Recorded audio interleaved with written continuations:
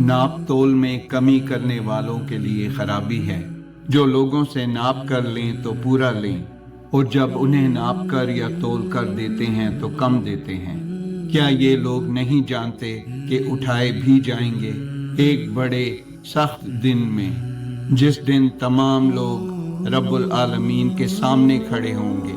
सुन रखो कि बदकारों के आमाल सिज्जीन में हैं, और तुम क्या जानते हो कि सिज्जीन क्या चीज है?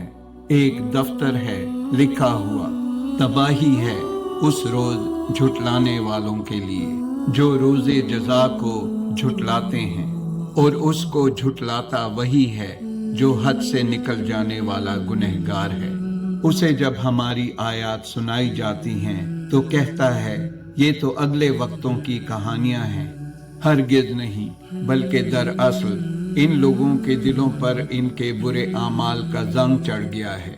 हरगिज नहीं, बिल यकीन उस रोज ये अपने रब की दीद से महरूम रखे जाएंगे, फिर ये जहन्नुम में जा पड़ेंगे।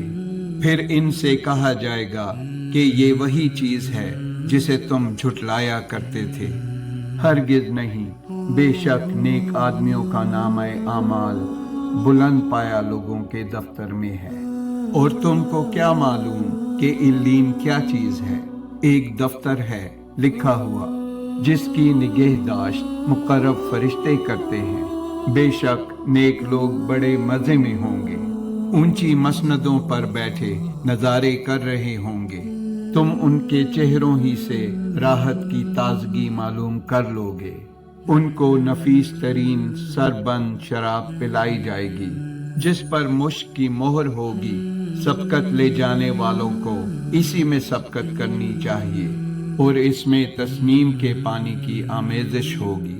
वो एक चश्मा है जिसमें से खुदा के मुकर्रब पिएंगे। गुनहगार लोग ईमान वालों की हंसी उड़ाया करते थे, और उनके पास से गुजरते हुए आपस में आंख के इशारे करते थे, और जब अपने घर को लौटते तो इतराते हुए लौटते, और जब उन मोमिनों को देखते तो कहते कि ये तो गुमराह हैं, हालांकि वो उन पर निगरान बनाकर नहीं भेजे गए थे।